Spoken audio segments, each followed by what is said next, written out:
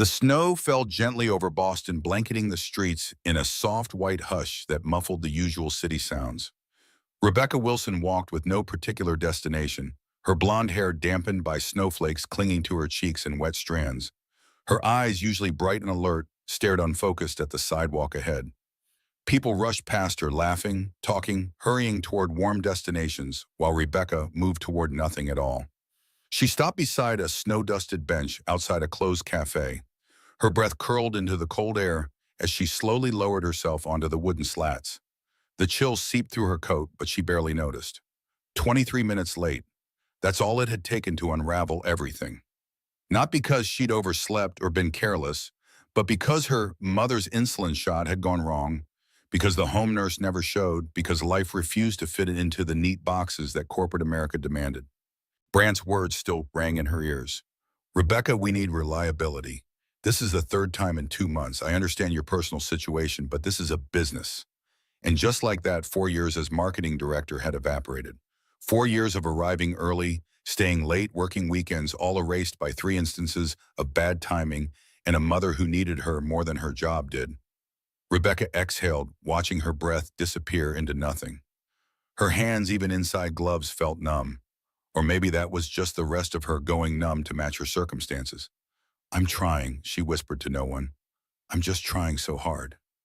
Movement in her peripheral vision caught her attention. On the far side of the bench, huddled under the cafe's awning, sat a man and a little girl.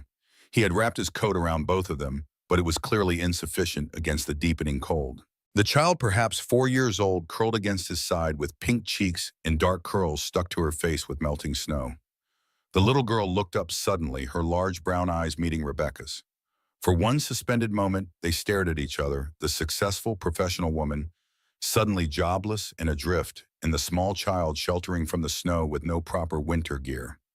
Something shifted in Rebecca's chest, a tightening she couldn't explain. Rebecca looked away, first her heart racing irrationally. She didn't know these people. What if they were dangerous? She had just lost her job. She had nothing to give. She needed to focus on her own problems right now. Not someone else's, but as she prepared to stand and continue her aimless journey through the snow, a memory surfaced, her father's voice clear, as if he were sitting beside her. Becky, if you can still help someone when you have nothing left to give, that's when it means the most. Her hand instinctively went to the silver pendant hanging around her neck, a small compass her father had given her before he died 3 years ago. To always find your true north, he'd said. Her fingers closed around it, drawing comfort from its familiar shape. Before she could overthink it, Rebecca stood and took the few steps toward the huddled pair. The snow crunched beneath her boots as she approached. The man looked up, startled. His eyes were tired, but wary, but not threatening. He pulled his daughter closer protectively. Hi, Rebecca said, her voice barely audible above the muffled city noise. I have a small apartment nearby. It's warm. I made soup earlier today. If you need a place tonight. She stopped, suddenly aware of how strange her offer must sound. The man studied her face for a long moment, then looked down at his daughter, who was shivering despite his efforts to keep her warm. Are you sure? His voice was deep but gentle, hesitant rather than demanding. Rebecca nodded. Yes. He exhaled slowly, his breath creating a cloud between them. Thank you. Truly, we're grateful. Rebecca knelt down to the little girl's eye-level snow soaking through the knees of her dress pants. Hi there, I'm Rebecca. What's your name? The child pressed deeper into her father's coat, eyes wide with uncertainty. After a moment's hesitation, she whispered, Emma. Rebecca smiled, feeling something warm stir inside her for the first time that day. Hi, Emma. Let's get you warm, okay? The man stood carefully, helping Emma to her feet and adjusting her thin coat. I'm David, he said. David Evans. We won't stay long, just tonight. Rebecca nodded again, leading them through the snow toward her apartment building, 6 blocks away. Her chest still ached with the weight of her lost job, the uncertainty of what tomorrow would bring the mounting medical bills for her mother. But somewhere beneath that weight, something flickered to life. Not quite hope, but perhaps its distant cousin, purpose. The walk to Rebecca's apartment passed in relative silence, broken only by Emma's occasional question about the Christmas decorations in shop windows or the pattern of snowflakes on her sleeve. Rebecca's building was nothing spectacular, a converted factory building from the 1920s now divided into modest apartments with high ceilings and drafty windows. She led them up 3 flights of stairs, apologizing for the lack of elevator. "No problem," David replied, carrying Emma for the last flight when her small legs grew tired. "We appreciate the shelter." When Rebecca unlocked the door to apartment 3C, the warm scent of vegetable soup and fresh bread greeted them, remnants of the meal she'd prepared that morning in the hours before her world had imploded. The apartment was small but tidy, filled with books and framed photographs of Rebecca with an older woman who shared her smile. "Home sweet home," Rebecca said, suddenly self-conscious about the modest space. The living room flowed into a kitchen with a small dining nook. A hallway led to what they could assume was a bedroom and bathroom. Nothing extravagant, but clean and cared for. She watched as David helped Emma out of her damp coat and worn shoes. The child's socks were mismatched, one blue with stars, one plain white, with a hole near the big toe. Rebecca noticed David's eyes darting quickly around the apartment, not an assessment of value, but rather checking exits, making sure it was safe. The gesture spoke volumes about what their life might have been like recently. "You can rest on the couch," Rebecca offered, gesturing to the small sofa with a knitted throw draped over its back. "I'll warm up the soup." As she moved around the kitchen, Rebecca's mind raced with questions. How did they end up in the snow? Where was Emma's mother? Why did they have no place to go? But she asked none of them. She recognized the protective wall around David's eyes, the same one she'd built around herself after her father died unexpectedly. Some stories had to be offered, not extracted. While reheating the soup, Rebecca watched David from the corner of her eye. He seemed uncomfortable sitting still, his hands fidgeting until he noticed a loose cabinet door in the kitchen. Without a word, he stood and walked over, examining the hinge carefully. "Do you have a screwdriver? Maybe a butter knife?" he asked quietly. Rebecca pointed to a drawer. "Second one down, but you don't have to." David was already pulling out a small screwdriver. "It's nothing, just a loose screw." He tightened the hinge methodically, testing the cabinet door afterward. It closed smoothly, no longer hanging crookedly. "Old habit. Fixing things keeps my hands busy." Rebecca raised an eyebrow but said nothing. There was something comforting about his quiet competence. Meanwhile, Emma had gotten up from the couch and was tiptoeing toward the kitchen, drawn by the aroma of the warming soup. She wore a too-large sweater Rebecca had given her to replace her damp clothes. "It smells like a restaurant," Emma said shyly, peeking around the counter. Rebecca smiled, touched by the innocent compliment. "It's just vegetable and barley soup, nothing fancy. But thank you." Emma grinned and retreated to the safety of the couch, watching the adults with curious eyes. There was a wariness about her that seemed too practiced for someone so young. Rebecca set 3 bowls on the small table and ladled the steaming soup, adding a slice of homemade bread to each. "Dinner's ready," she announced more formally than she'd intended. They sat down, an impromptu family unit created by circumstance. Emma ate quietly, blowing carefully on each spoonful, as though she'd been taught proper table manners, despite whatever difficulties had led them to Rebecca's door. David took a tentative taste, then nodded appreciatively. "This is good, really good." Rebecca stirred her own bowl. "Cooking's cheaper than therapy," she quipped before she could stop herself. It was something her father used to say. David's mouth quirked into what might have been the beginning of a smile. "Smart man, your dad." Rebecca looked up, surprised he'd made the connection. "How did you know it was my father's saying?" David shrugged. "Just a guess. You touched your necklace when you said it." Rebecca's fingers instinctively went back to the compass pendant. She hadn't realized how transparent the gesture was, how easily he'd read her unconscious movement. It felt strangely intimate to be seen so clearly by a stranger. After a pause laden with things unsaid, Rebecca ventured, "So, what do you do for work?" She immediately regretted the question as David's expression shuddered. "I took some time off, figuring things out." His tone made it clear he wouldn't elaborate. She didn't press. She recognized that weight in a voice. It was the same heaviness that entered her own when people asked about her journalism dreams. "I was going to Columbia," she offered instead. "Full scholarship for journalism. Then Mom got sick. Parkinson's complicated by diabetes. I stayed, took the marketing job instead." David looked at her with something that wasn't quite pity, something closer to genuine recognition. "That's not nothing. You chose someone over yourself." Rebecca blinked, startled by his assessment. It had been a long time since someone had framed her decision as strength rather than sacrifice. Most people looked at her with sympathy when they learned she'd given up her scholarship, as though she'd failed rather than chosen differently. "What about you?" she asked, then immediately regretted prying. David stared into his soup for a long moment before answering. "I lost someone. After that, I wasn't sure who I was anymore."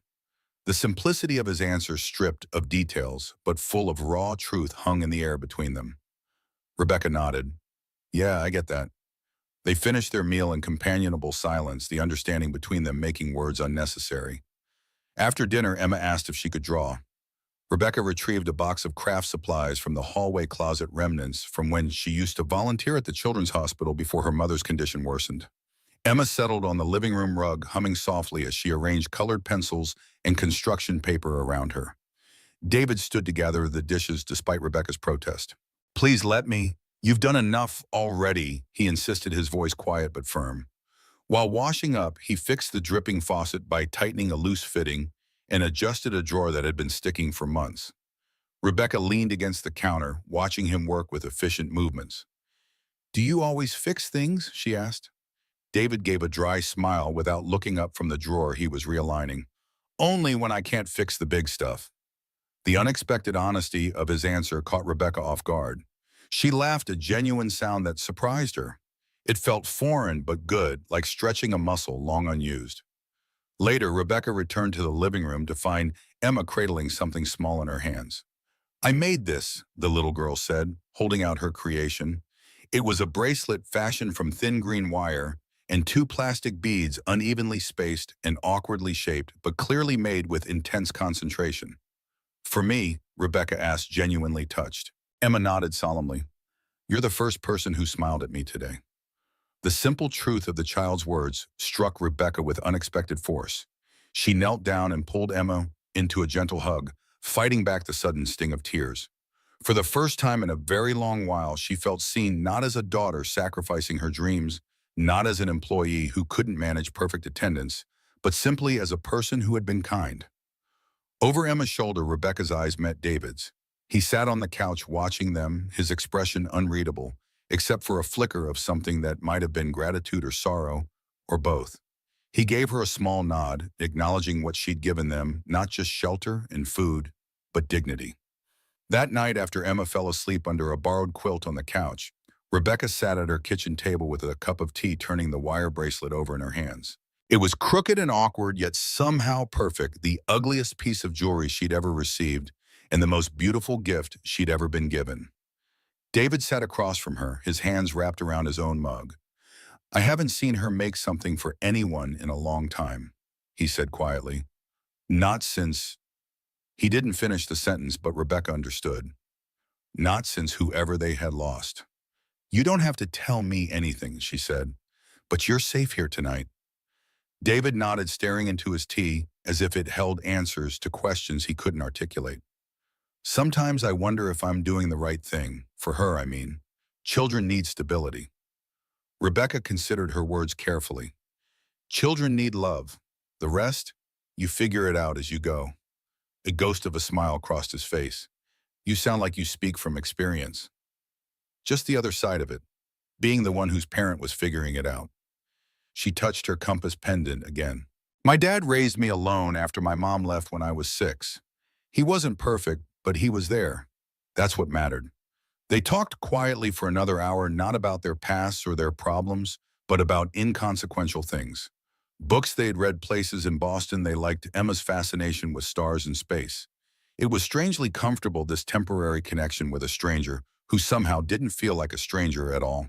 When Rebecca finally retreated to her bedroom, leaving David the couch after Emma had been carefully transferred to a makeshift bed of cushions, she felt oddly at peace despite the disaster of the day. She set the wire bracelet on her nightstand, where she would see it first thing in the morning, a reminder that even on the worst days, unexpected grace could find its way to her door. The apartment was unusually quiet the next morning. No soft humming, no tiny footsteps padding across the worn wooden floor. Rebecca stirred in bed, the sun already spilling pale winter light through her thin curtains. She stretched slowly, blinking away sleep, expecting to hear the soft rustle of movement from the living room or David's low voice offering thanks again. But there was only silence. She sat up abruptly and looked toward her bedroom door. It was still closed as she'd left it, but beyond it lay a stillness that felt wrong. Rebecca pulled on her robe and stepped into the hallway. The living room was empty. The blankets on the couch had been neatly folded and stacked. The little sweater Emma had borrowed hung over the back of a chair, freshly washed, judging by its clean scent. Rebecca's chest tightened with an emotion she couldn't name. She moved to the kitchen, her bare feet silent on the hardwood.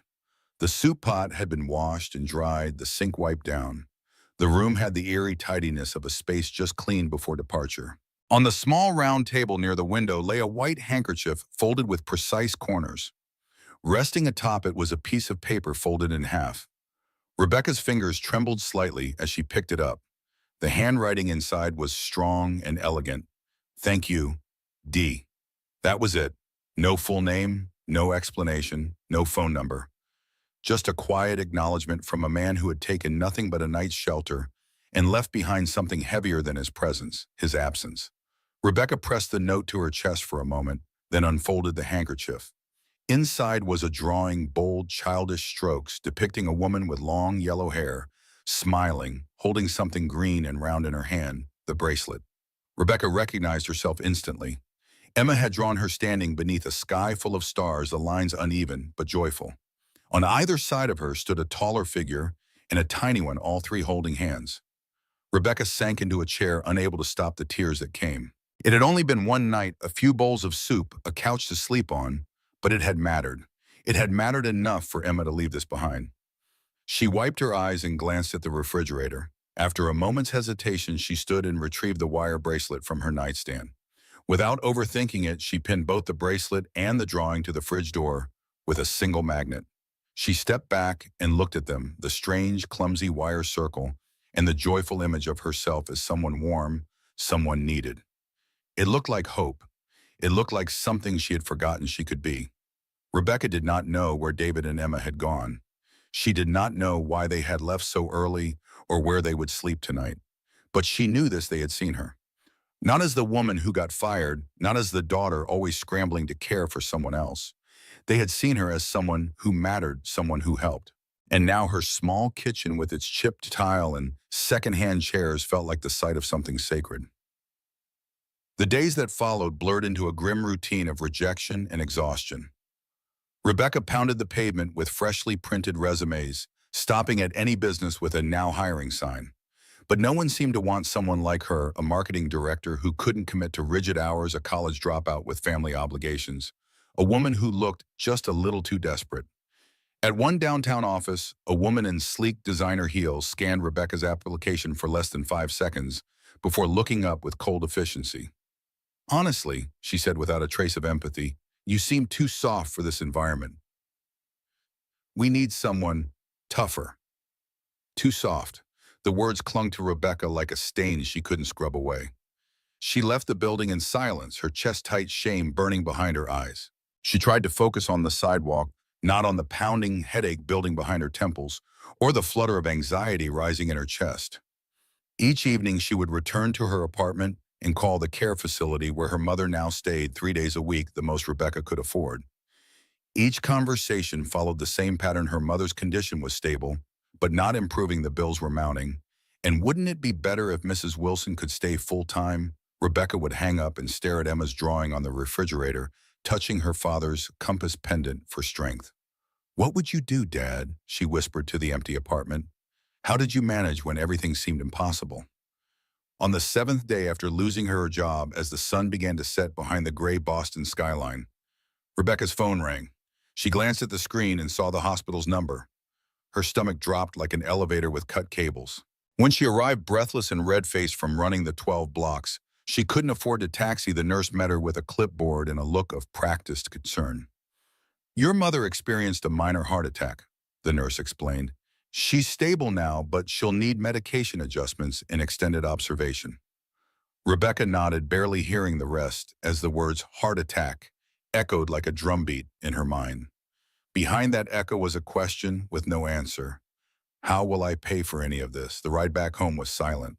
She walked the entire way, arms wrapped around herself against the biting wind, ignoring the dull ache in her calves and the sharp sting of tears she refused to let fall on the sidewalk. The compass pendant felt heavy against her chest, as if her father's gift had gained weight with each new burden she carried.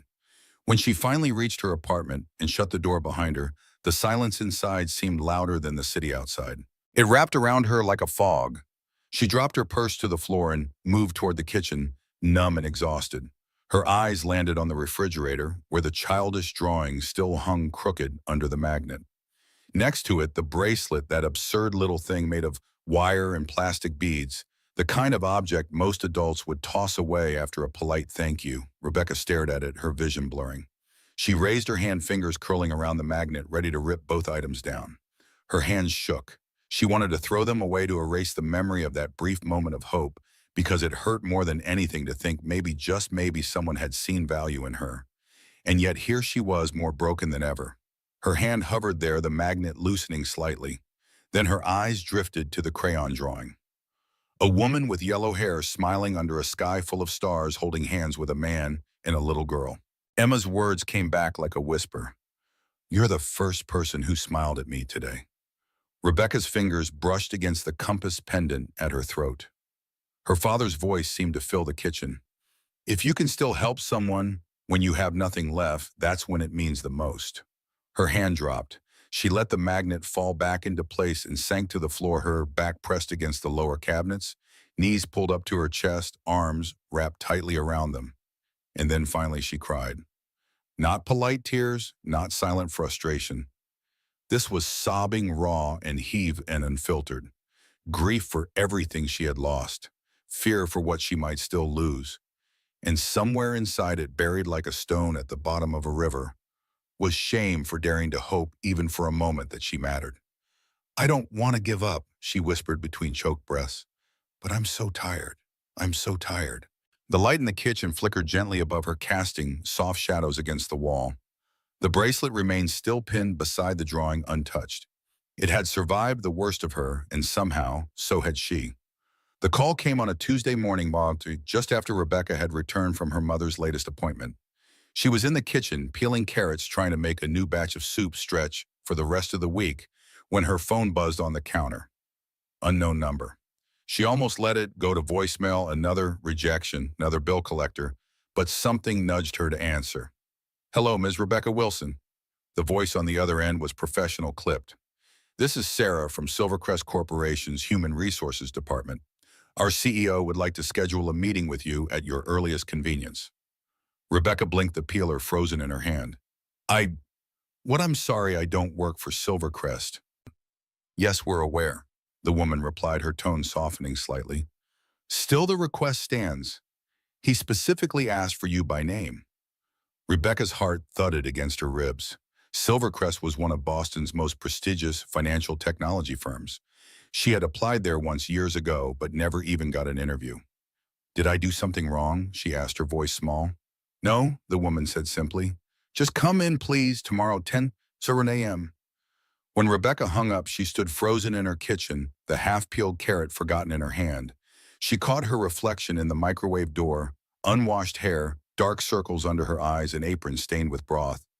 "Why would a CEO want to see me?" she whispered to her distorted reflection. The next morning, Rebecca dressed in the cleanest outfit. She had black slacks and a blue blouse she had ironed the night before until every wrinkle surrendered. She applied makeup carefully, trying to hide the evidence of too many tearful nights and not enough sleep. Her nerves buzzed beneath her skin the whole subway ride to the financial district. She stared at her reflection in the train window, rehearsing what she might say, wondering what this mysterious CEO could possibly want with her. The Silvercrest building rose 40 stories of gleaming glass and steel into the Boston skyline. Rebecca paused on the sidewalk outside, gripping her father's compass pendant through her blouse for courage. "Guide me," she whispered, then pushed through the revolving doors. The security guard checked her ID and directed her to the executive floor of the 40th. Rebecca avoided her reflection in the elevator mirror, certain she looked as out of place as she felt. The doors opened onto a world she had never entered before. The carpet was plush beneath her sensible shoes, the walls lined with abstract art and glass awards. Everything smelled faintly of leather and fresh coffee. She approached the receptionist, who greeted her with a polite smile. Ms. Wilson, they're expecting you. This way, please. Rebecca smoothed her blouse, her stomach twisting into knots. What am I doing here? A tall assistant opened a large door at the end of the hall and gestured her inside. He's expecting you. Rebecca stepped into the spacious office and froze. Standing at the far end of the room, behind a wide desk of polished mahogany, was David. He wore a perfectly tailored navy suit, his posture composed, hands loosely clasped in front of him. He looked every inch the powerful executive, but his eyes were the same soft kind and unmistakably familiar. Rebecca's breath caught in her throat. "David," she said barely above a whisper. Before he could answer, a small voice shrieked with joy.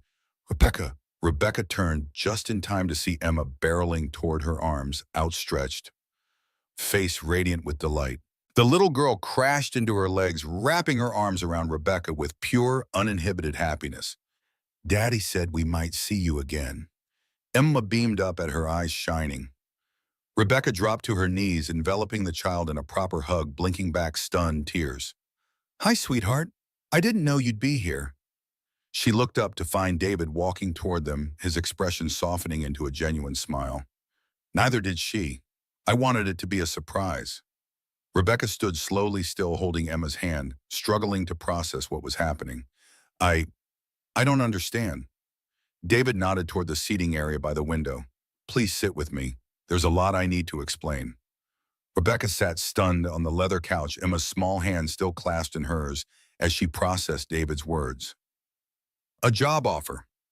From the man she'd sheltered during a snowstorm, who now turned out to be the CEO of Silvercrest.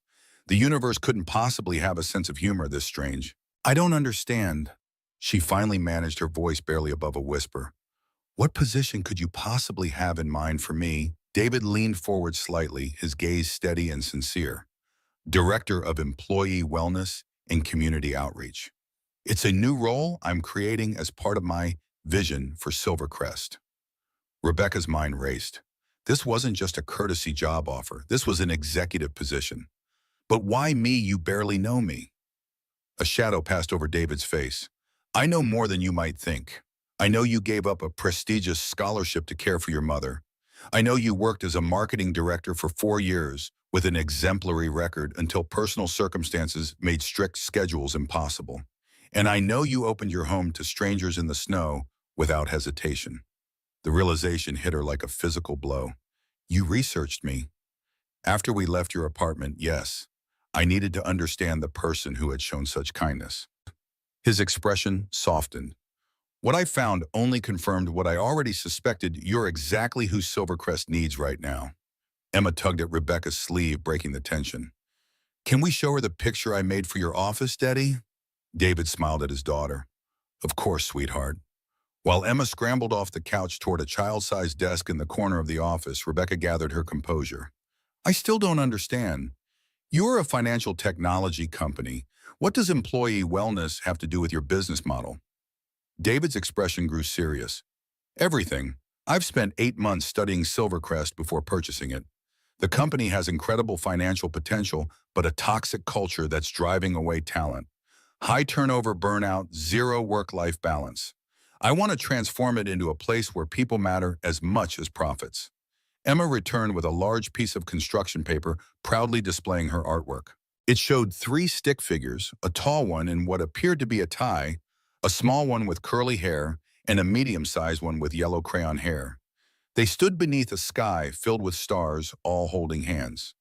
"This is Daddy, me, and you," she announced, with the confidence only a 4-year-old could muster. Rebecca accepted the drawing with trembling hands, overcome by the child's simple perspective on their unexpected connection. "It's beautiful, Emma." David watched them, something unreadable flickering in his eyes. "I should explain more about myself," he said quietly. "You deserve to know who's offering you this position." He rose and walked to the window, hands clasped behind his back as he gazed out at the Boston skyline. "My wife's name was Catherine. She was brilliant, a software engineer who helped build Luminex systems from the ground up. Smart, fearless, absolutely devoted to Emma." Rebecca remained silent, sensing the weight of each word as David continued. "She died 10 months ago, car accident. One moment we were planning Emma's 4th birthday party, the next He trailed off, his jaw tightening visibly. Everything stopped. The raw pain in his voice resonated with Rebecca's own experience of loss, different circumstances, but the same hollow ache. "I'm so sorry," she whispered. David turned back from the window. "After the funeral, I tried returning to work to lead to pretend things could be normal again. But I couldn't focus. I'd walk into boardrooms and feel like an imposter in my own life." Emma had settled on the carpet with crayons, seemingly untroubled by her father's painful recollections. Rebecca wondered how much the child understood about what had happened to her mother. "So I stepped away," David continued, "sold my shares in Luminex, took Emma with me. We stayed in short-term rentals, visited places Catherine had always wanted to see. I wasn't running exactly. I just didn't know who I was without her." He returned to the seating area but remained standing. "That evening when you found us, we were supposed to check into a new apartment. Something went wrong with the heating system. By the time I realized we had nowhere to go, it was already snowing. I tried finding a hotel nearby, but everything was either full or too far to walk with Emma." Rebecca noticed how he unconsciously touched his jacket pocket, the same place where he'd kept Emma's bracelet. "We ended up outside that cafe waiting, hoping I could figure something out before Emma froze." His eyes met Rebecca's directly. "And then you appeared. You didn't know who I was. You didn't ask for anything. You just opened your door, fed us, made my daughter laugh, something I hadn't seen her do in weeks." The sincerity in his voice made Rebecca's chest tighten. "That night changed everything," he said quietly. "You reminded me that people still care, that decency isn't extinct. You reminded me what kind of leader I want to be." Rebecca shook her head slowly. "I was just trying to help." "And you did," David replied, "more than you know." He retrieved a folder from his desk and handed it to her. Inside was a formal job offer with a salary that made Rebecca's breath catch. It was more money than she had ever imagined, earning enough to cover her mother's medical expenses with room to spare. "I bought Silvercrest not just because it was a good investment," David explained, "but because I want to rebuild it into a place that values people, not just profit margins. And I want someone beside me who understands what that really means." Rebecca looked down at the offer, her stomach tightening. "I don't know if I'm qualified," she admitted. "I didn't finish college. I was a marketing director, not an HR specialist." David smiled gently. "Rebecca, I don't need another person with an impeccable resume. I need someone with heart.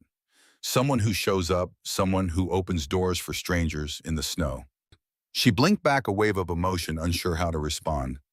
After everything she had lost, everything she had questioned about herself, this offer felt surreal, too good to be true. "I saw your strength when you thought no one was watching," David said softly. "I believe in that version of you, and I hope you will too." Rebecca stared at the paper in her hands, then at Emma still drawing contentedly on the floor, then at David, the man who had once fixed her kitchen drawer without saying a word. Maybe, just maybe, this wasn't the end of something. Maybe this was where everything finally began. "When would you want me to start?" she asked, her voice steadier than she expected. 2 weeks into her new role at Silvercrest, Rebecca sat in her office, an actual office with windows and a door that closed, reviewing employee survey results. The data painted a bleak picture. 78% felt overworked, 64% reported poor work-life balance, and 53% were actively considering leaving within 6 months. She wasn't surprised. In her short time at the company, she'd witnessed the toxic culture firsthand. Employees arrived before dawn and left well after dark. Taking lunch away from desks was frowned upon. Family emergencies were treated as inconveniences rather than priorities. Rebecca understood these people because she had been one of them, torn between professional obligations and personal responsibilities, always feeling inadequate on both fronts. Now she had the chance to create something different. She threw herself into developing programs to help staff dealing with illness, childcare challenges, and burnout.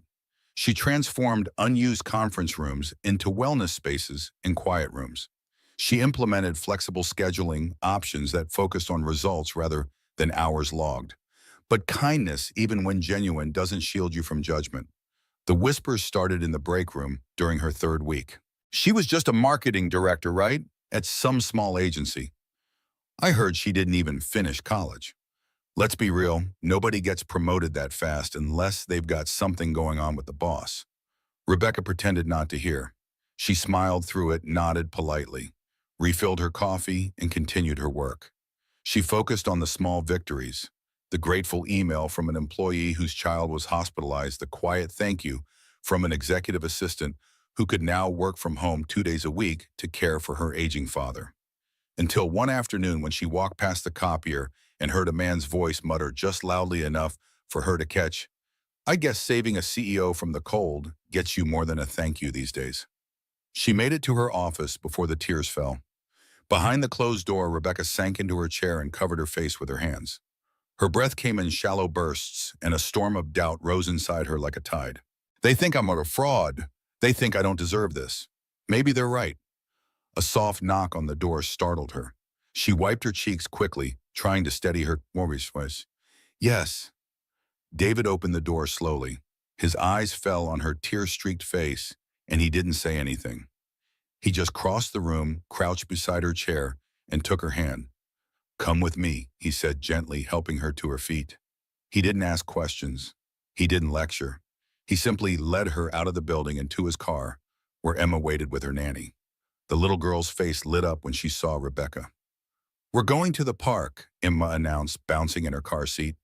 That afternoon, Rebecca pushed Emma on the swings, laughing as the child squealed with delight, demanding to go. "Higher, higher!" Later, they flew a bright red kite against the pale blue sky, and Emma insisted on drawing each of them in chalk on the sidewalk. Daddy, Rebecca, and me holding hands. And they bought ice cream from a vendor cart, and Rebecca sat on a bench as David handed her a cone.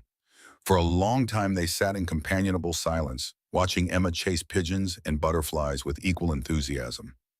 "She doesn't see the rumors," David said, at last, his voice low enough that only Rebecca could hear. "She only sees who you are to her." Rebecca looked down at her melting ice cream. "But the others do." "They see you," David replied, "but they don't know your story." He paused, contemplating the horizon. Maybe it's time they did. The following Monday, David sent out a company-wide invitation town hall meeting. Thursday, 4 p.m., attendance strongly encouraged. The entire staff gathered in the large auditorium on Thursday afternoon. The air buzzed with curiosity and speculation. Side glances, a few eye rolls. Rebecca sat in the front row, stomach knotted with anxiety. David took the stage, not in his usual suit, but in a soft sweater and slacks. He looked more like the man she'd met that snowy night than a CEO addressing his employees. He began without notes or slides. "Many of you know Rebecca Wilson," he said, his voice calm but carrying to every corner of the room. "Some of you have worked beside her, some under her leadership. But I want you to know who she was before that." He told them about the snowstorm, about a woman with tired eyes and gentle hands who opened her door to a man and a little girl with nowhere to go. He told them how she asked no questions, expected nothing in return, showed kindness when it would have been easier to walk away. "She did not know who I was," David emphasized, his voice steady but emotional. "She only knew we were cold and scared and alone, and she gave us warmth, food, and dignity." He reached into his pocket and pulled out something small. The green wire bracelet, uneven and awkwardly constructed, with 2 plastic beads hanging crookedly from one side.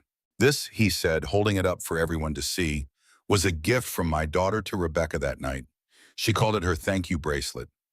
He looked at it for a long moment before carefully placing it on the podium before him.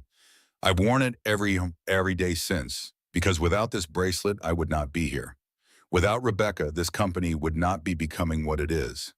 She reminded me that leadership is not about power, it's about heart." Then, his voice deepening with seriousness, David revealed something even Rebecca hadn't known. "I need to be honest with all of you about something else. Silvercrest is in financial trouble. We have 2 months to turn things around, or we risk losing everything we've built.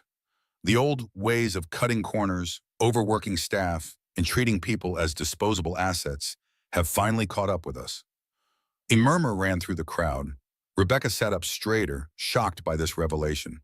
"I bought this company because I believe we can do better," David continued. "I believe we can be profitable and humane. I believe we can build something that lasts by investing in our people first. It won't be easy, and I'm asking all of you to join me in this transformation. Not because I'm ordering you to, but because it's the right thing to do. He looked directly at Rebecca, a silent acknowledgement passing between them. We have two choices: continue down the path that brought us to this crisis, or create something new together, something worth fighting for. Silence fell over the room like a blanket. No more whispers, just stillness, and then slowly applause. One pair of hands, then another, until the room echoed with it. Rebecca sat, frozen tears slipping silently down her cheeks. Not from pain this time, but from release. She had been seen, truly seen. And finally, she had been believed. The weeks after the town hall brought a subtle shift. The company felt warmer, more human. People stopped avoiding eye contact in the hallways. They smiled at Rebecca, confided in her, trusted her not because of her title, but because they sensed she understood. Her office door stayed open. She visited departments, asked questions others missed, listened to concerns that had long gone unheard. She launched community drives, childcare assistance programs, support groups for employees caring for aging parents. Slowly, the walls between titles and people began to crumble. In staff meetings, junior employees now spoke up. In the cafeteria, executives sat with assistants. The work was still challenging the industry, still competitive, but the atmosphere had changed. At home, life bloomed again, too. Her mother, once sick and silent, now laughed over card games and old movies. The wellness program covered her treatments. For the first time in years, Rebecca felt she was truly living, not just surviving.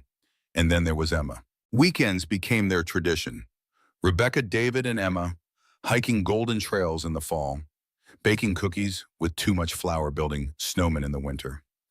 Emma insisted on adding sprinkles to everything, even scrambled eggs. Rebecca never pushed for more than friendship with David. She understood the delicate balance they maintained. Colleagues, friends, two adults, creating stability for a child who had lost so much. Whatever grew between them would need time, space, and patience. One evening in late November, 4 months after Rebecca started at Silvercrest, she sat at her desk reviewing final plans for the holiday charity drive when her office phone rang. "Mrs. Wilson, this is Dr. Patel from Boston Memorial." The doctor's voice was grave. "I'm calling about your mother. She's had another heart attack, more severe this time. You should come right away." The world narrowed to a pinpoint of light, everything else falling away. Rebecca grabbed her coat and bag, moving on autopilot toward the elevator. As the doors opened, David stepped out, stopping short when he saw her face. "What's wrong?" he asked, instantly alert. "Mom," was all Rebecca could manage, her voice breaking on the single syllable. Without hesitation, David guided her to his car. "I'll drive you." At the hospital, he stayed by her side through the endless waiting, the clinical updates, the terrifying moments when monitors beeped too fast or too slow. When the doctor finally emerged from the ICU at 2 a.m., David's steady presence beside Rebecca felt like the only thing keeping her upright. "She's stabilized," Dr. Patel explained. "The next 24 hours are critical, but she's fighting." Rebecca collapsed into a chair, relief washing over her in waves. David knelt before her, taking both her hands in his. "You're not alone in this," he promised. "Whatever you need, whatever she needs, it's done." The following weeks blurred together. Rebecca split her time between the hospital and work, sleeping little, eating less. David rearranged meetings around her schedule, took over projects when necessary, and made sure Emma visited Mrs. Wilson once she was moved to a regular room. To Rebecca's surprise, her mother and Emma formed an immediate bond.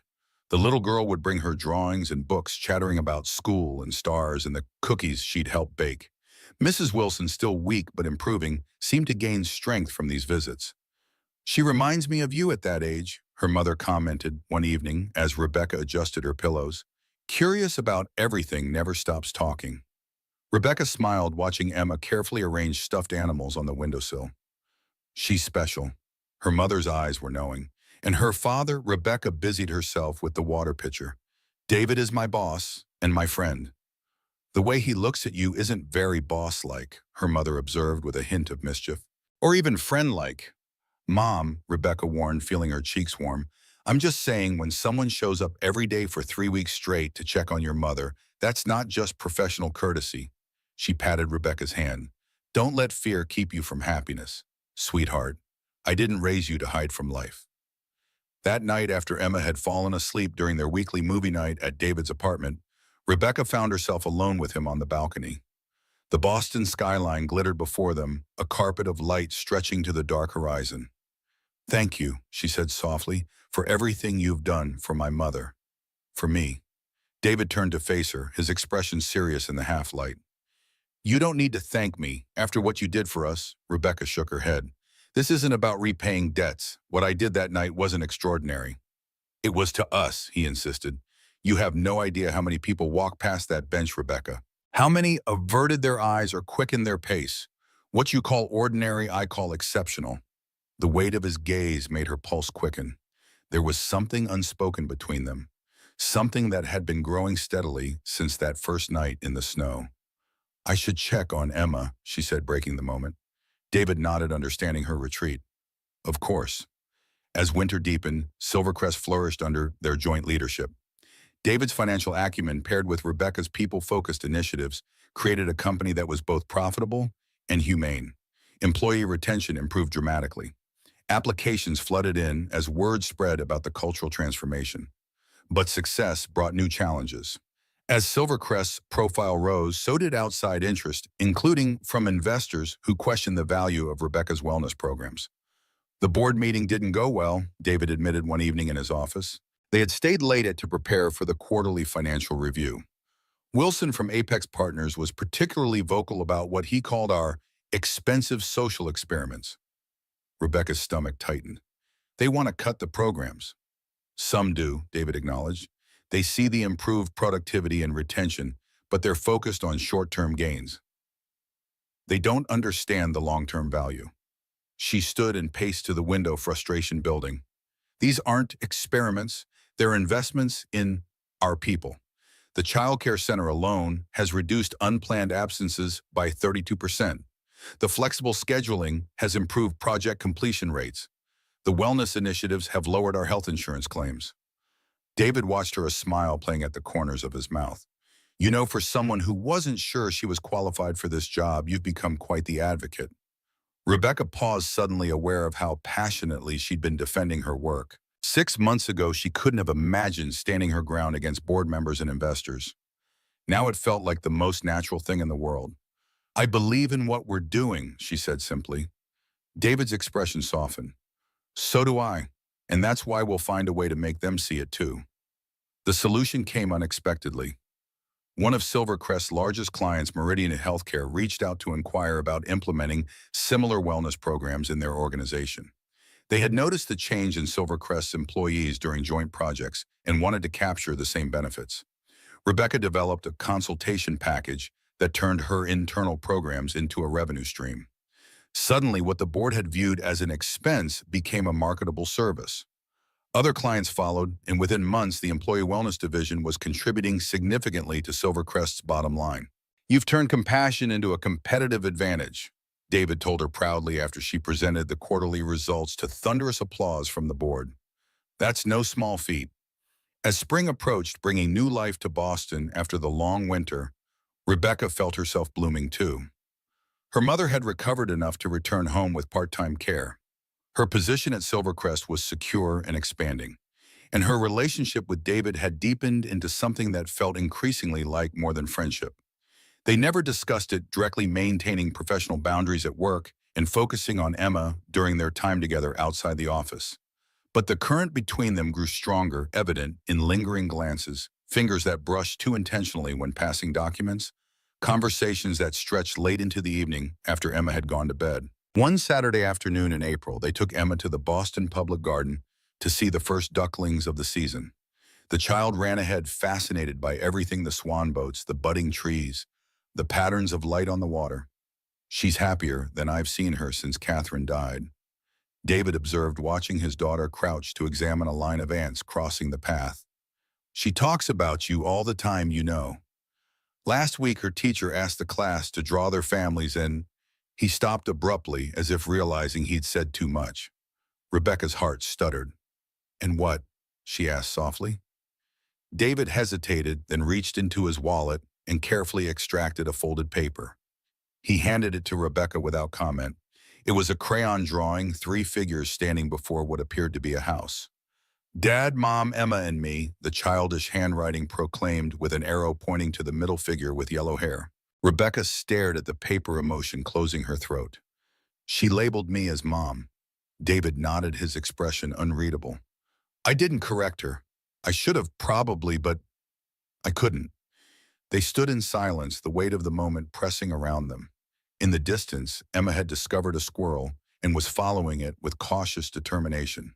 I don't know how to do this, David finally admitted, his voice low. I thought Catherine was it for me, the one great love of my life. I never imagined feeling this way again, especially not so soon. Rebecca's pulse raced. Feeling what way? His eyes met hers, vulnerable and certain all at once. Like I've found home again. In you. The simplicity of his declaration, stripped of pretense or grand gestures, resonated through Rebecca's entire being. Before she could respond, Emma came running back, excited about her squirrel encounter, and the moment slipped away, but not before David's fingers briefly interlaced with Rebecca's, a silent promise of a conversation to be continued. That evening, after Emma had been tucked into bed during their regular Saturday night movie marathon, David and Rebecca sat on his living room couch, the credits of an animated film rolling unnoticed on the screen. About what I said earlier, David began, his voice tentative. Rebecca turned to face him. Did you mean it? Every word, what he answered without hesitation. But I understand if it's too complicated too soon.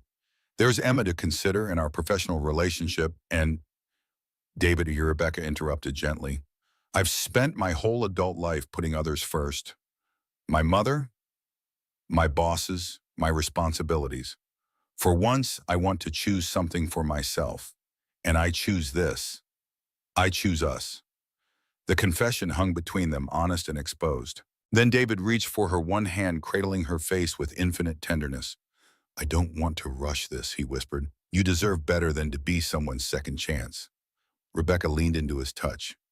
Maybe we're both second chances for each other. Their first kiss was gentle, tentative, a question rather than a demand. The second answered with certainty. They agreed to move slowly, mindful of both Emma's emotional well-being and the complications of their professional relationship.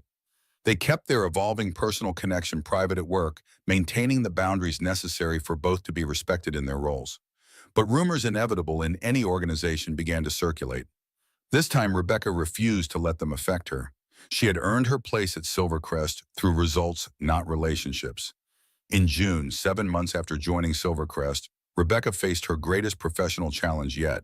A major client threatened to pull their business, citing concerns about recent management changes and questioning the company's new direction. They're used to the old Silvercrest, David explained in an emergency meeting with the executive team. They want cutthroat efficiency, not human-centered leadership. Rebecca studied the client profile. Axiom Technologies had been with Silvercrest for over a decade, representing nearly 15% of their annual revenue.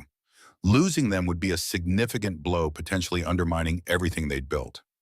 Let me meet with them, she suggested. Not as part of a larger delegation, just me. David's concern was evident. Rebecca, their CEO, is notoriously difficult. He's old school, values hierarchy and credentials above all else. She straightened her shoulders. Then it's time he learned about a different kind of value. Against the advice of several board members, David approved her request. 2 days later, Rebecca sat across from Harold Jennings, Axiom's 68-year-old CEO, in his oak-paneled office. I'll be direct, Ms. Wilson, Jennings began, barely looking up from her resume. Your background doesn't impress me. No MBA, no finance experience. Yet Evans has you running what appears to be a glorified HR department that's consuming resources and shifting company focus. Rebecca didn't flinch at his dismissal. Mr. Jennings, do you know why your account manager was unavailable for last month's quarterly review? The question caught him off guard. I was told he had a family emergency. His daughter was diagnosed with leukemia, Rebecca stated calmly. Under the old Silvercrest, he would have had 3 days of personal leave and been expected to work remotely during her treatment. He would have been distracted, inefficient, and resentful. She leaned forward slightly. Instead, our new family medical support program provided him 6 weeks of paid leave connection to specialized pediatric oncologists in a team restructuring that maintains seamless service to your account. Did you notice any disruption in service quality?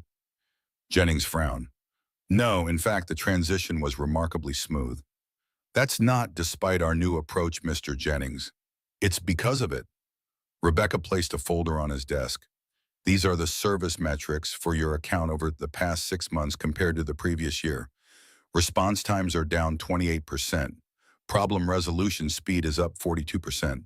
Client satisfaction scores have increased by 23%. The older man opened the folder, reluctantly scanning the data with growing interest. You see us as a glorified HR department consuming resources, Rebecca continued. We see ourselves as building the most effective workforce in the industry by treating people like human beings instead of interchangeable parts. She stood smoothing her skirt.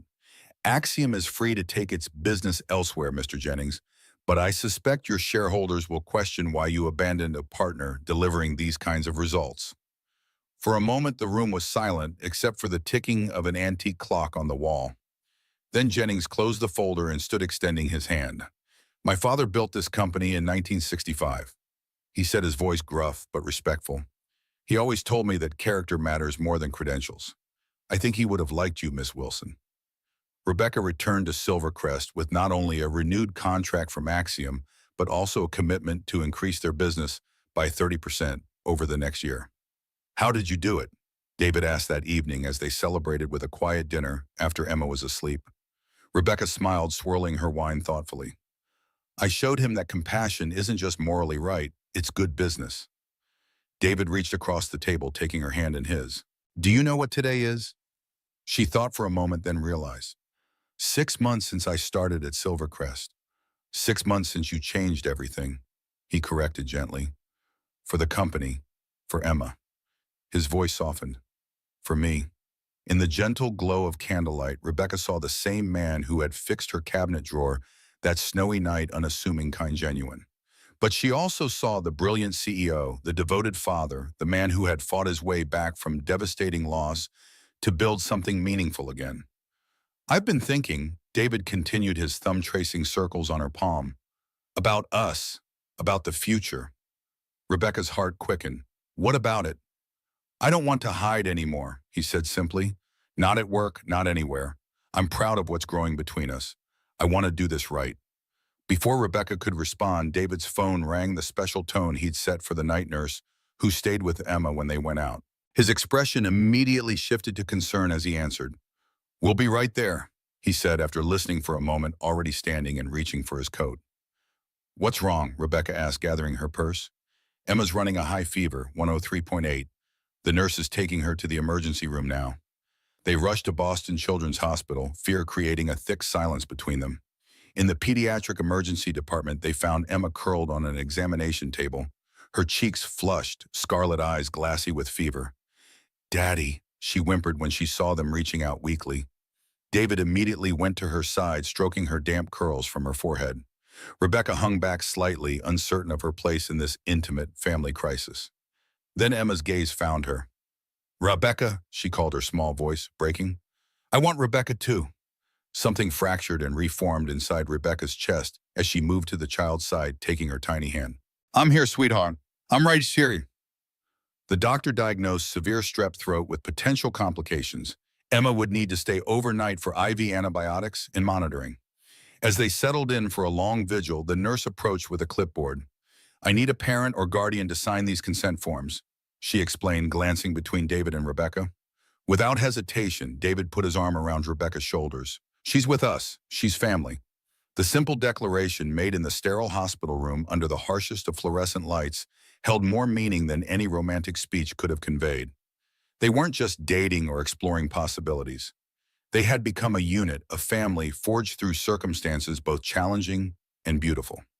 Through the long night, they took turns sitting with Emma, comforting her through fever spikes and medication doses. By morning, her temperature had begun to fall, her body responding to the antibiotics. As dawn broke, casting pale light through the hospital room window, David found Rebecca dozing in the uncomfortable visitor's chair, her hands still holding Emma's even in sleep. The sight crystallized something he'd been feeling for months. He gently touched Rebecca's shoulder, rousing her. Go get some coffee, he suggested softly. I'll stay with her.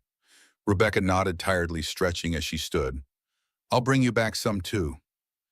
When she returned 20 minutes later, Emma was awake, sitting up in bed, looking significantly better, giggling at something David had said. They both looked up as Rebecca entered with the coffee tray. Perfect timing, David smiled, taking the offered cup. Emma was just telling me about a dream she had. The little girl nodded eagerly, her energy returning despite her illness. I dreamed we lived in a house with a big tree for climbing and a dog named Sparkles. And we were all together forever and ever. Rebecca's eyes met David's over the child's head, a current of understanding passing between them. This wasn't just Emma's dream, it had become theirs too. As July turned to August, Rebecca's role at Silvercrest continued to evolve. What had begun as a wellness initiative had grown into a comprehensive approach to business that garnered attention throughout the industry. Forbes featured Silvercrest in an article about the future of corporate culture. Harvard Business Review requested a case study on their transformation. Through it all, Rebecca and David maintained their professional relationship at work while gradually merging their personal lives. Rebecca's mother, now well enough to live independently with part-time assistance, had become Emma's honorary grandmother, hosting Sunday dinners and teaching the child to play chess.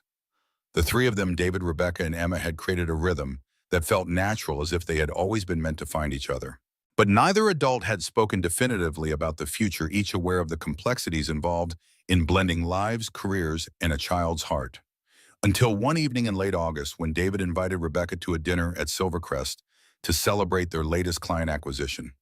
She arrived at the office after hours to find the conference room transformed, soft lighting, flowers, a single table set for two.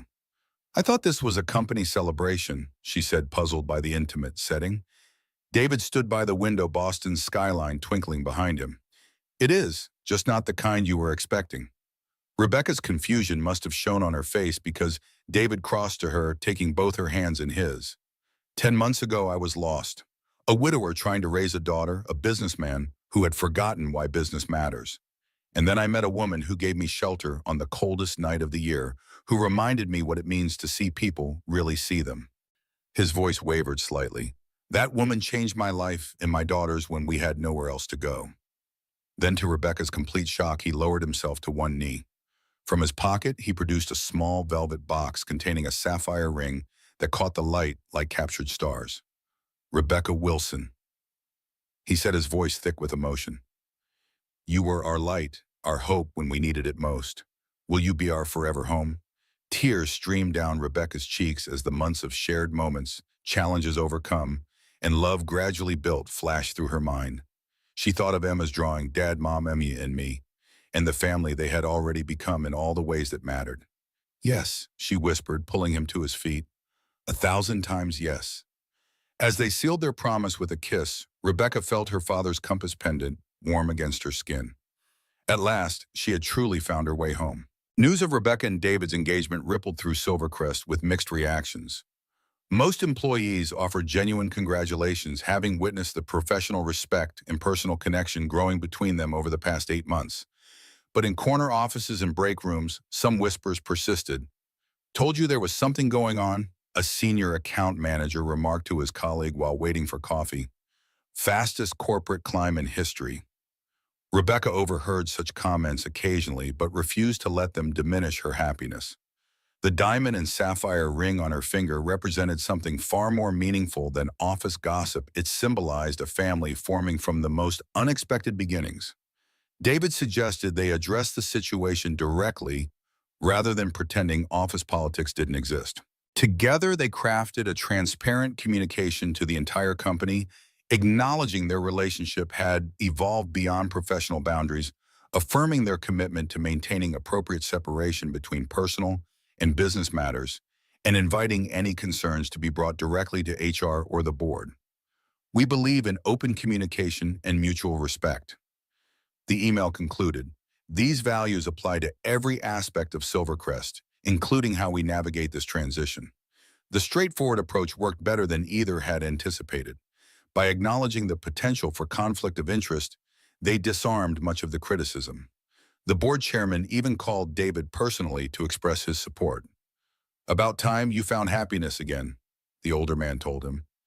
Catherine would have approved. At home, merging their lives proceeded with both joy and careful consideration. Rebecca kept her apartment, initially wanting to ensure Emma had time to adjust to the changing relationship. They established regular family dinners, weekend outings, and gradually introduced more overnight stays. Emma, for her part, seemed to flourish with the stability their relationship provided. Her nightmares, which had plagued her since her mother's death, grew less frequent. Her preschool teachers noted improved social skills and emotional regulation. "Can I call you Mom yet?" she asked Rebecca one evening while they baked cookies, her small hands covered in flour as she pressed star-shaped cutters into the dough. Rebecca froze, caught off guard by the directness of the question. "That's something we should talk about with your dad, sweetheart. It's a big decision." Emma nodded seriously, considering this answer with the solemn thoughtfulness that sometimes made her seem older than her years. "But you're going to be my mom, right? When you marry Daddy.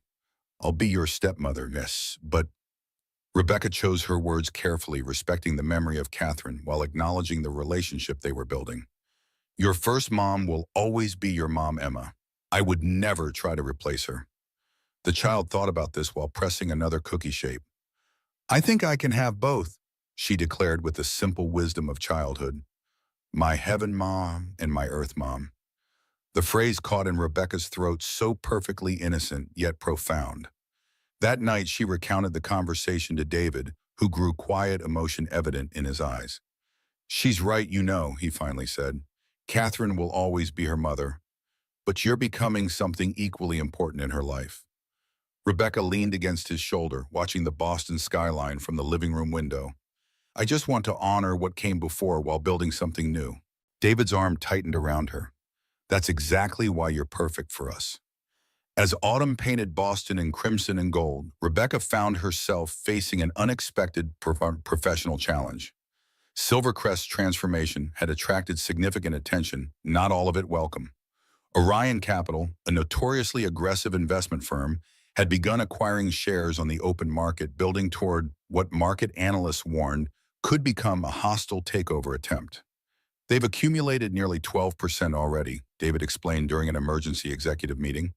"Their typical play is to force cost-cutting measures, maximize short-term profits, then sell off the pieces for quick returns."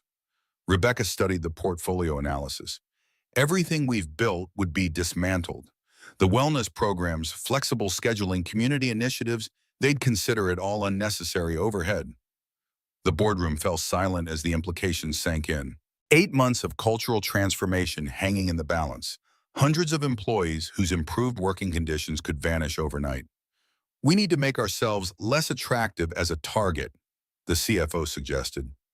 "Maybe temporarily scale back some of the more expensive programs until this threat passes." Rebecca straightened in her chair. "Absolutely not. We don't abandon our principles at the first sign of pressure. That would betray everything we stand for."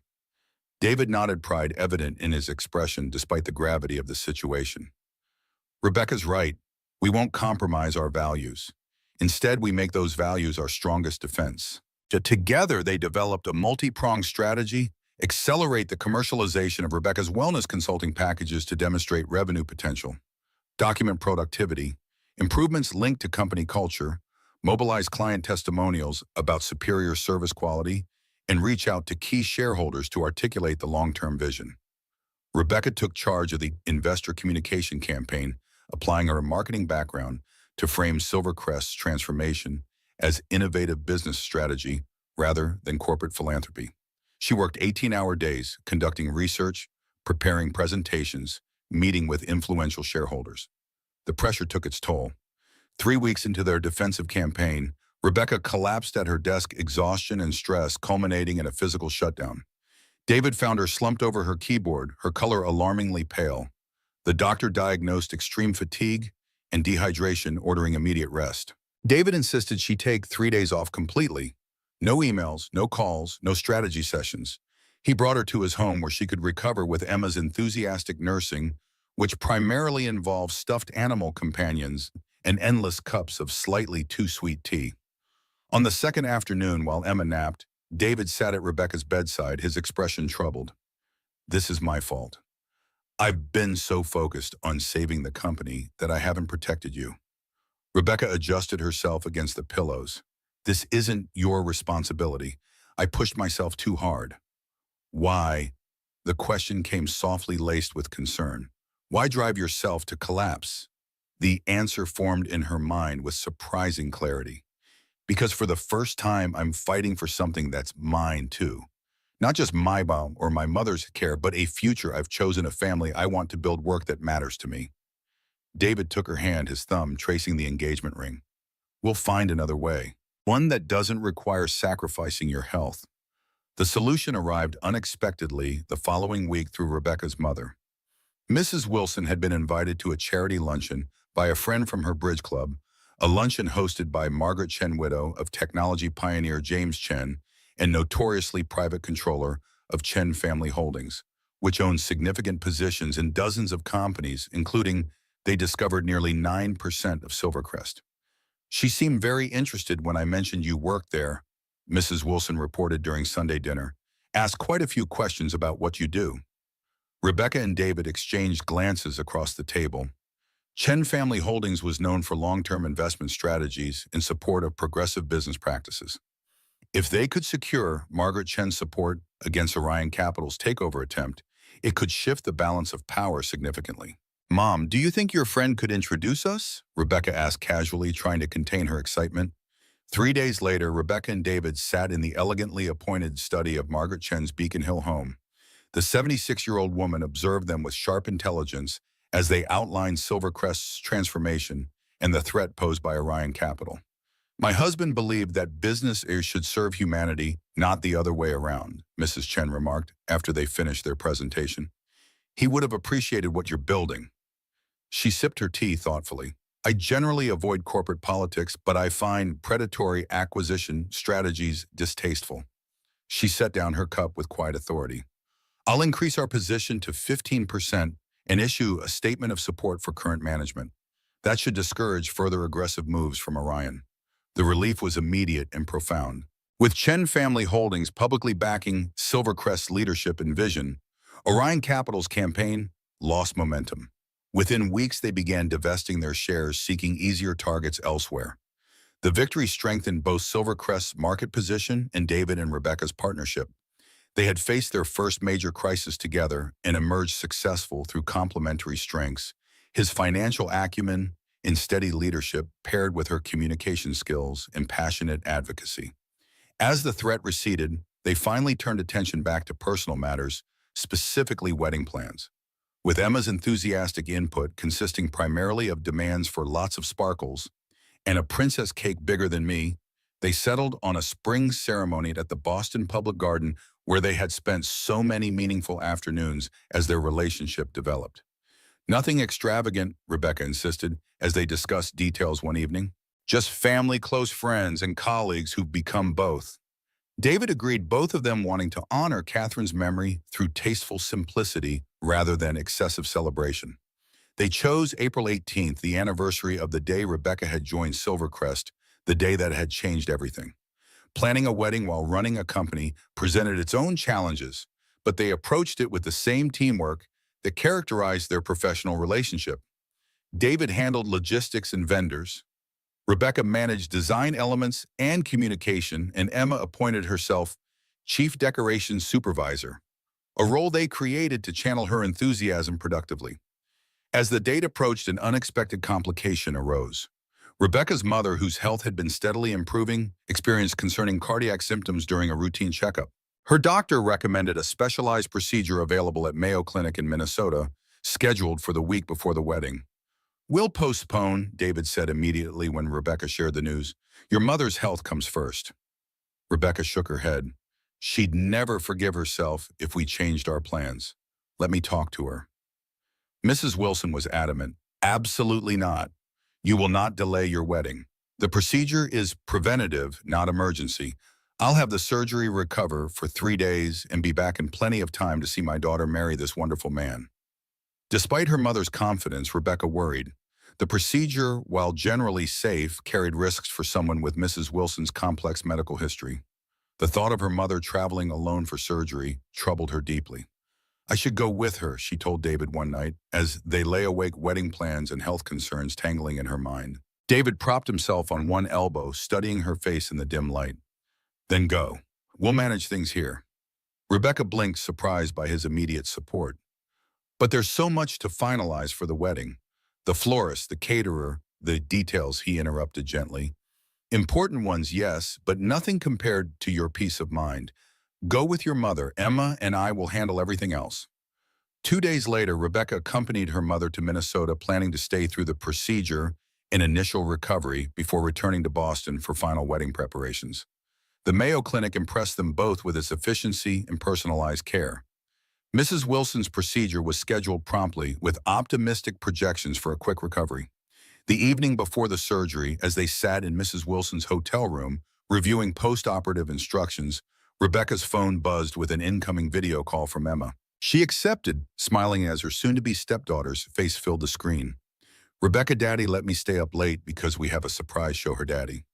The camera panned shakily around David's living room, which had been transformed into what appeared to be a wedding planning headquarters. Fabric swatches, flower arrangements, and seating charts covered every surface. What is all this? Rebecca laughed, amazed by the elaborate setup. The camera steadied as David took the phone. We figured if you couldn't be here for the final decisions, we'd bring them to you. Emma and I have narrowed down each choice to 2 options. We'll show you both, you decide, and we'll execute. That way you're still making the choices without the stress. For the next hour, they conducted a virtual planning session, Rebecca selecting between cake flavors, centerpiece designs, and music options, while Emma proudly displayed each alternative. Wilson joined in offering occasional opinions and watching with evident joy as her daughter, future son-in-law, and grandchild-to-be collaborated across the miles. When they finally ended the call, Mrs. Wilson reached for Rebecca's hand. That man treasures you, she said softly, and that little girl already loves you like a mother.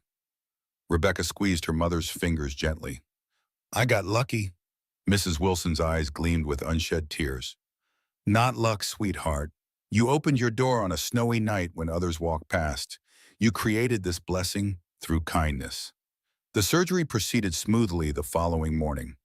Rebecca maintained a calm exterior in the waiting room, drawing strength from the compass pendant at her throat and the periodic text updates from David, who seemed determined to keep her spirits lifted with photos of Emma's increasingly glitter-covered wedding projects. When the surgeon emerged with news of a successful procedure, Rebecca's relief manifested physically, her shoulders dropping inches as tension released. Recovery would require 3 days of observation, then her mother could return to Boston with medication adjustments and activity restrictions. True to the timeline, they flew home 4 days before the wedding, Mrs. Wilson tired but stable. David and Emma met them at the airport with handmade welcome signs and fierce hugs. Everything's ready, David assured Rebecca as they drove home. You just focus on your mother and yourself these next few days. The wedding morning dawned clear and mild, perfect April weather for their garden ceremony. Rebecca stood in her childhood bedroom, now part of her mother's condo, as her maid of honor. Her college roommate Jennifer fastened the last buttons on her dress, a simple A-line in ivory silk with delicate lace detailing.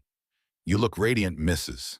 Wilson said from her chair by the window, where she rested comfortably, determined to pace herself for the day's events. Rebecca smoothed the skirt, emotion tightening her throat as she caught her reflection. The woman in the mirror seemed simultaneously familiar and foreign, still Rebecca Wilson, but transformed by the journey of the past year. She touched the compass pendant, her father's gift, which she'd incorporated into her bouquet wrapping as her something old. Dad would have loved David, she said softly. Her mother nodded. He would have respected him immediately, but he would have adored Emma on sight. A knock at the door interrupted the moment.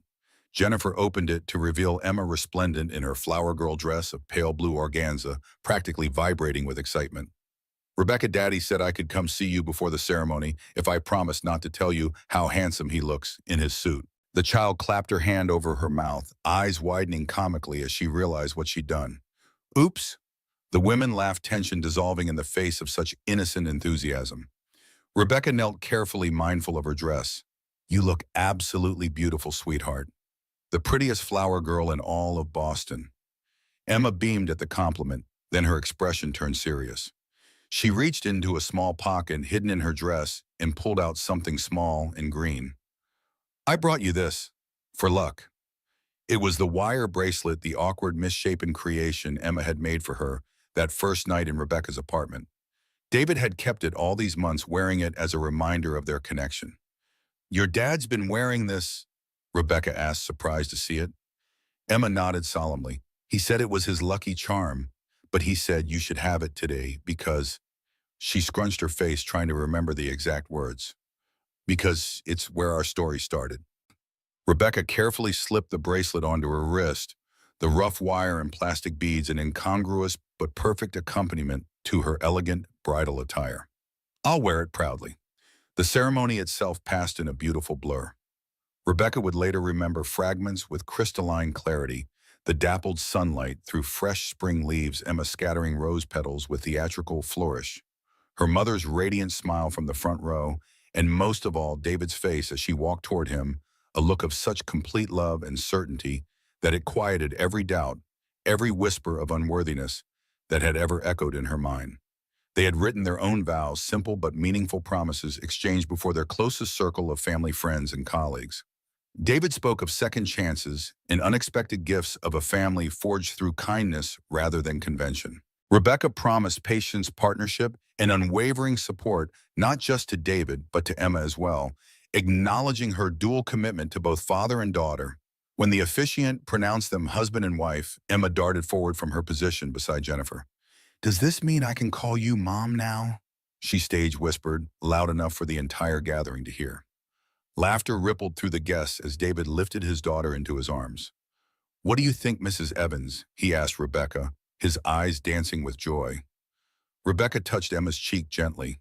"I would be honored, Emma, whenever you're ready."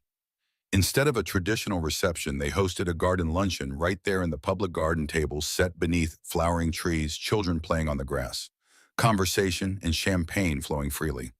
It felt less like a formal celebration and more like a gathering of their chosen family exactly as they'd wanted. During a quiet moment as David spoke with board members near the cake table, Rebecca found herself beside Margaret Chen, who had surprised them by attending despite her usual avoidance of social functions. "A lovely ceremony," the older woman commented, watching David interact with his colleagues' professional but relaxed leadership worn comfortably rather than wielded. "He's become the leader James always believed he could be. And you found your true calling as well, I think." Rebecca tilted her head questioningly. "My calling," Mrs. Chen smiled faintly, "creating spaces where people can flourish, whether in a company or a family." She sipped her champagne thoughtfully. "I've been impressed with your wellness initiatives at Silvercrest. Have you considered expanding their reach?" The conversation that followed would later prove pivotal. Margaret Chen proposed establishing a foundation focused on implementing similar workplace wellness programs for companies that couldn't afford to develop them independently, particularly small businesses and nonprofits serving vulnerable communities. Chen Family Holdings would provide initial funding, she explained. Silvercrest would contribute expertise and program frameworks. The foundation would adapt and deliver them at subsidized rates. Rebecca immediately grasped the potential not only for positive social impact, but also for creating a sustainable model that would protect their programs regardless of future corporate politics. It would cement these approaches in business culture beyond just Silvercrest, she realized aloud. Mrs. Chen nodded approvingly. "Precisely. Transformational change requires both exemplary models and accessible pathways for others to follow." By the time David joined them, Rebecca was already sketching preliminary ideas on a cocktail napkin, her marketing mind fully engaged despite the wedding festivities surrounding them. He laughed unsurprised to find his bride conducting business development on their wedding day.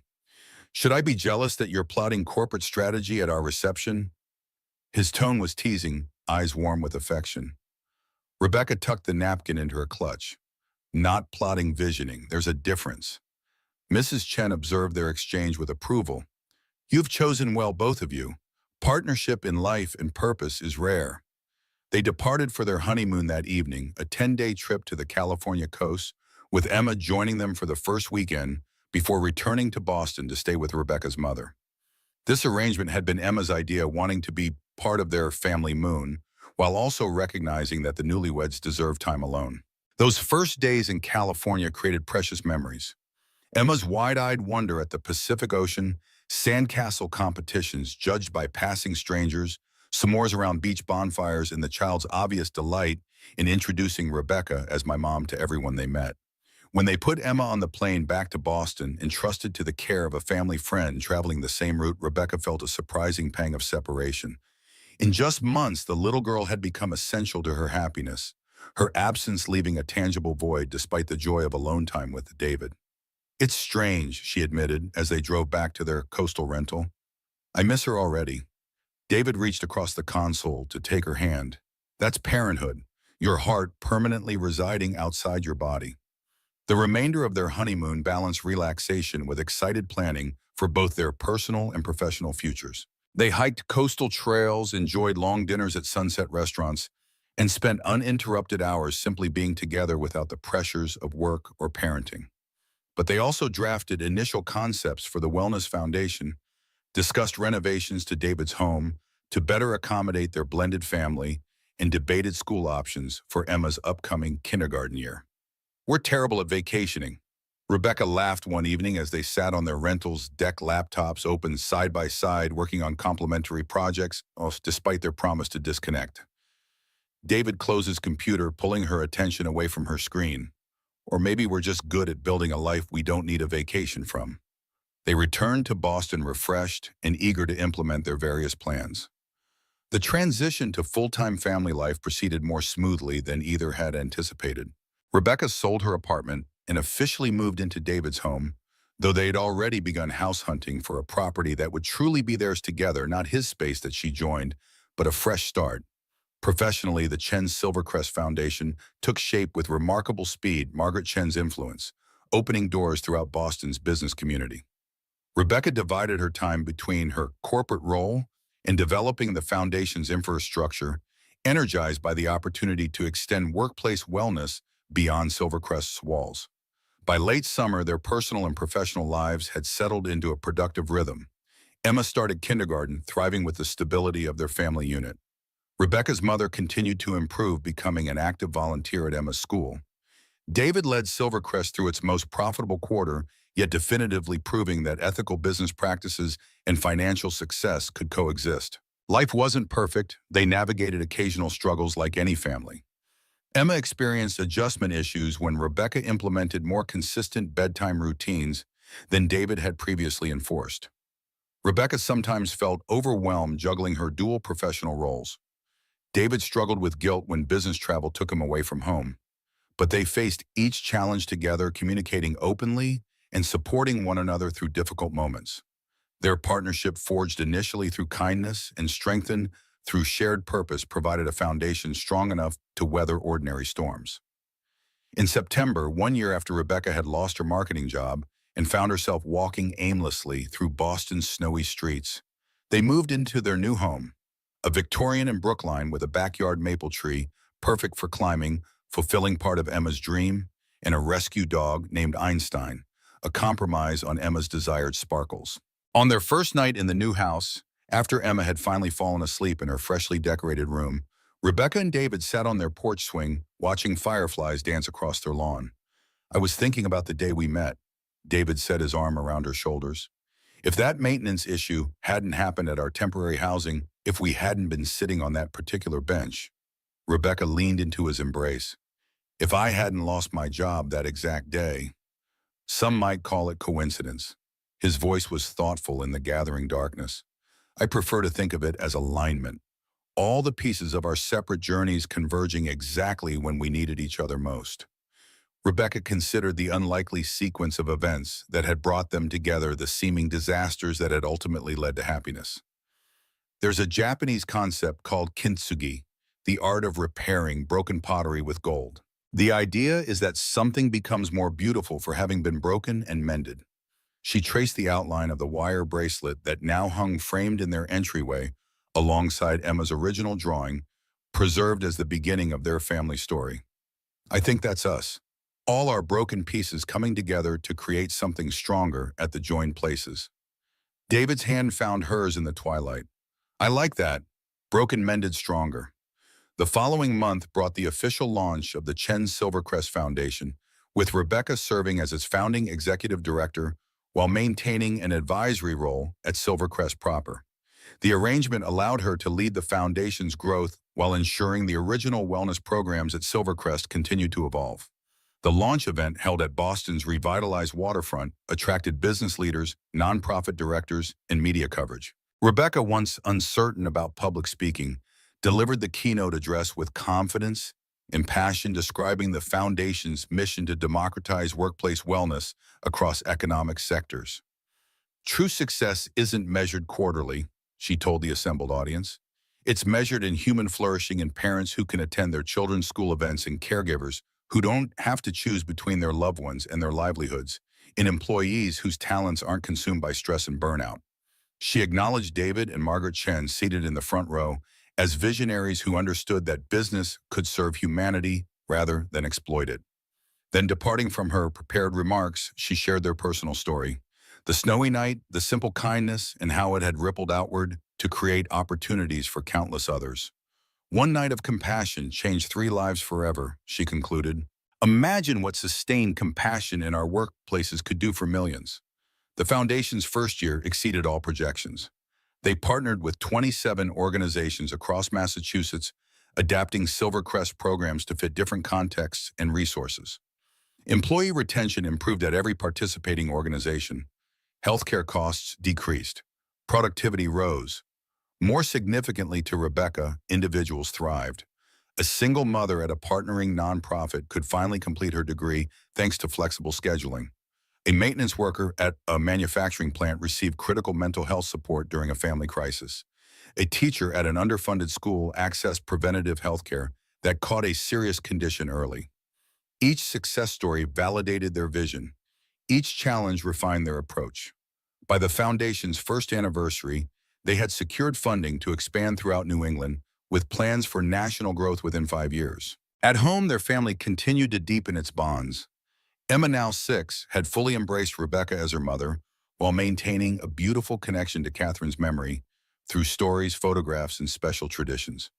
They visited Catherine's grave together on her birthday and the anniversary of her death, bringing flowers and sharing updates about Emma's growth and accomplishments. "Mom would have liked you," Emma told Rebecca during one such visit, her small hand wrapped trustingly in Rebecca's larger one. "She always said Daddy needed someone brave and kind." Rebecca's throat tightened with emotion. "I wish I could have known her." Emma nodded solemnly. "Me too, but I'm glad I have you now." The simple statement, offered without drama or qualification, represented everything Rebecca had hoped to achieve in her relationship with Emma, not replacing Catherine, but creating a new connection built on genuine love and respect. David, watching the exchange from a respectful distance later, told Rebecca it was the moment he finally released the last of his guilt about finding happiness again. "Seeing you two together honoring Catherine while building your own relationship, it felt right, complete somehow." As their second Christmas as a family approached, they established their own traditions while incorporating elements from both Rebecca's and David's backgrounds. They volunteered at a homeless shelter on Christmas Eve, echoing Rebecca's father's practice of service during the holidays. They hung Catherine's favorite ornaments alongside new ones, selected each year by Emma. They baked cookies using David's grandmother's recipes. On Christmas morning, after presents had been enthusiastically unwrapped and breakfast pancakes consumed, David handed Rebecca a final gift, a small box wrapped in silver paper. Inside lay a delicate silver bracelet set with birthstones, Emma's in April, David's in September, Rebecca's in November, and a fourth stone, a diamond, for January. Rebecca looked up questioningly. "January." David smiled, a mixture of nervousness and joy crossing his features. "If you're open to it, the adoption paperwork is my gift to Emma, making official what's already true in our heshras. She'll legally be your daughter too." Tears filled Rebecca's eyes as she processed the magnitude of this gift, the ultimate trust, the formal recognition of the family they had built from such unlikely beginnings. "Nothing would honor me more," she whispered, pulling both David and Emma into a tight embrace. The adoption was finalized in March, just before their first wedding anniversary. The judge who signed the papers commented that she rarely saw families with such evident connection and mutual respect. "Biology creates relatives," she told them. "Love creates families." On the courthouse steps afterward, Emma danced with excitement, officially Rebecca Evans's daughter-in-law, as well as heart. David watched them with undisguised happiness, The man who had once sat broken on a snowy bench, now fully restored to himself, not unchanged by loss, but strengthened through it. Their anniversary celebration the following month doubled as an adoption party, bringing together friends, family, and colleagues who had witnessed their journey. Rebecca's mother, now serving on the Chen Silvercrest Foundation's Community Advisory Board, raised a toast to second chances and open doors. As guests mingled in their backyard, Rebecca found herself standing beside the maple tree that had sold them on the house, now adorned with a rope swing David had installed for Emma. From this vantage point, she could see the full tableau of their life together. Emma teaching Einstein new tricks, while neighborhood children cheered her on. David grilling with colleagues turned friends. Her mother dealing cards for an impromptu bridge game on the patio. Margaret Chen appeared beside her, observing the scene with characteristic quietude. "You've built something remarkable," the older woman noted, "both at the foundation and here." Rebecca smiled, watching as David caught her eye across the yard and raised his glass in a private toast. "The foundation helps thousands. But this," she gestured to encompass their home, their gathered loved ones, the life they'd created. "This saves me every day." Later that evening, after guests had departed and Emma had finally succumbed to sleep despite her protests about missing the grown-up party, Rebecca and David stood in the doorway of their daughter's room, watching her peaceful slumber. Einstein lay curled at the foot of her bed, self-appointed guardian. "Did you ever imagine this?" David whispered. "That night in the snow, did you ever think it would lead here?" Rebecca shook her head. "Never. I was just trying to get through one terrible day." They closed Emma's door gently and moved to the living room, where photographs chronicled their journey. Rebecca's graduation photo beside David and Catherine's wedding picture, Emma's preschool portrait next to a family shot from the adoption ceremony, the framed wire bracelet and crayon drawing serving as the origin story of their unlikely family. "I've been thinking," David said as they settled on the couch, "about that night, about all the forces that had to align to put us on that bench at that moment." Rebecca nodded, understanding his contemplative mood. Their anniversary naturally evoked reflection on the path that had brought them together. "What if it wasn't just chance?" he continued. "What if we were always meant to find each other, just not in the way either of us expected?" Rebecca considered this, remembering how she'd once touched her father's compass pendant for guidance and found David instead. "My dad used to say that true north isn't always where you think it will be. Sometimes you have to get lost to find your way." David's arm tightened around her shoulders. "We were both pretty lost that night. And now we're found," she replied simply. Outside their window, spring rain began to fall, gently nourishing their garden and washing the world clean. Inside, warmth and security surrounded them, not the false security of perfect lives, but the genuine comfort of knowing whatever storms came, they would weather them together. Rebecca thought of all the paths not taken, all the doors not open. If she had walked past that bench, if she had listened to fear instead of compassion, if she had clung to resentment after losing her job instead of offering kindness from her limited resources. "Sometimes the biggest gifts come from our emptiest moments," she reflected. "When I had nothing left to give, I found everything I never knew I needed." David kissed her temples softly. "And when I was at my lowest, I found someone who saw beyond my circumstances to who I could be again." They sat together in comfortable silence, listening to the rain, secure in the knowledge that their greatest accomplishment wasn't the successful company or the growing foundation, but this, a family built from broken pieces, stronger at the joined places, beautiful in its imperfect perfection. And in her daughter's room, illuminated by a nightlight shaped like stars, a child who had once huddled in the cold now slept peacefully, dreaming of tomorrow's adventures, surrounded by the unconditional love that had begun with one simple act of kindness on a snowy Boston evening.